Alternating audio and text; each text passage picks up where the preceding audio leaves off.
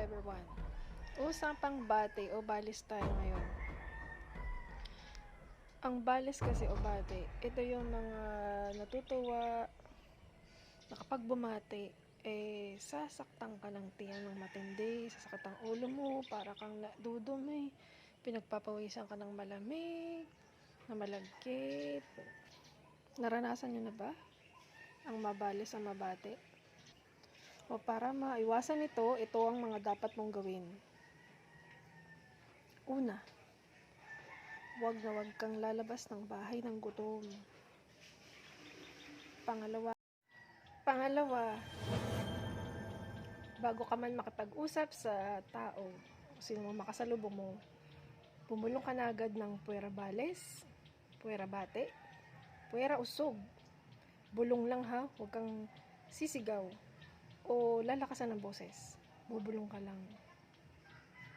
Pangatlo, minsan hindi lang sa bate yun ha. Minsan sa tapik.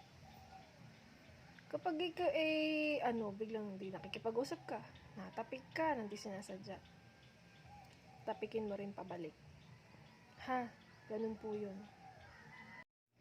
Kasi ang tapik para ding balis. Once na natapik ka, ganun din ang mararamdaman mo. Sakit ang ulo, masakit ang tiyan, nanghihina. Kaya pasimple mong tatapikin pabalik. Okay? Para maiwasan din ang balis, ugaliin mo magbaon ng isang butil ng bawang at ibalot ito sa telang pula. Ganon din sa mga bata. Bawang or kapirasong luya. Ibalot nyo po sa pulang tela at ipartible sa damit ng bata para maiwasan ang balis. At ang pinaka-importante para sa mga bata, na lawayan po, alinman po sa tiyan o sa talampakan, para maiwasan po ang balis. Kasi kawawa po mga bata pag nabate o nabalis. Kawawa, iyak ng iyak, hindi niyo po sila mapapatigil ang pag-iyak. Tapos talagang hindi sila mapakali. Kaya agapan niyo po. Paano gagawin? Ganito. Lalawayan. Tapos ipahid ng pakros doon sa tiyan nung may nabalis na bata o matanda. Ganun po ang gagawin. At kasama rin po ng iba, ganun din po ang gagawin.